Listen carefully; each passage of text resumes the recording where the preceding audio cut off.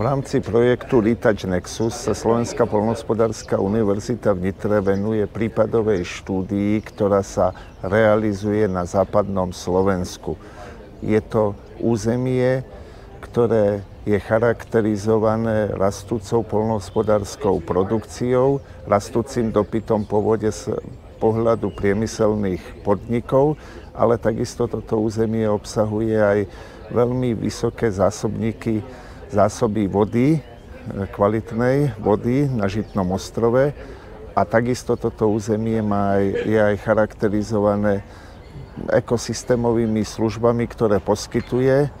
Výzvami pre tento projekt aj pre celé územie západného Slovenska je klimatická zmena a rastúci dopyt po vode z hľadiska priemyselných podnikov aj poľnohospodárstva. Veľkými výzvami je aj slabo rozvinutá vodná infraštruktúra a je potrebné budovať na tomto území aj celé množstvo vodozádržných zariadení.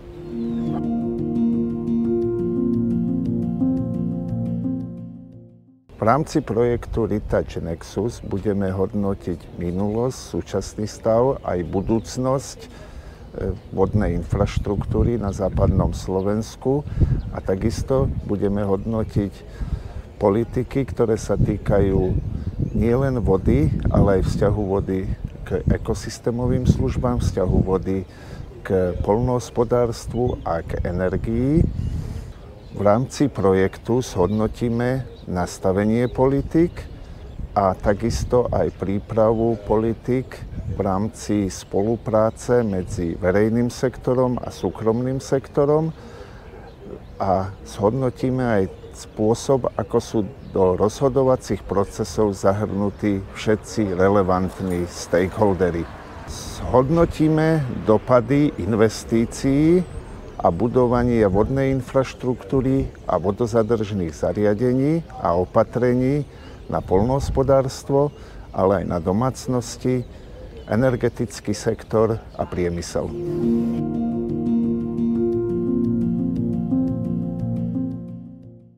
V tejto fáze projektu môžeme už zrealizovať niektoré opatrenia, respektíve návrhy pre rozhodovacie subjekty. V prvom rade by sme odporúčali zlepšiť spoluprácu medzi Ministerstvom životného prostredia a Ministerstvom pôdohospodárstva a rozvoja vidieka pri príprave vodnej infraštruktúry, ale aj pri realizácii vodozadržných zariadení.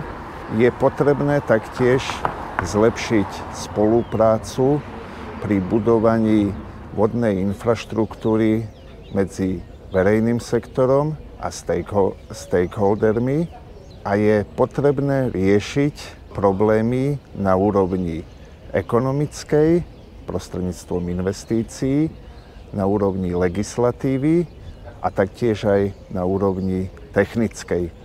Do vodozadržných opatrení a do infraštruktúry je potrebné ďaleko viacej investovať ako doteraz a je potrebné odstrániť problémy, ktoré tomu bránia. Medzi tieto problémy patria aj vysoká fragmentácia vlastníctva pôdy, ktorú je potrebné riešiť komplexnými pozemkovými úpravami.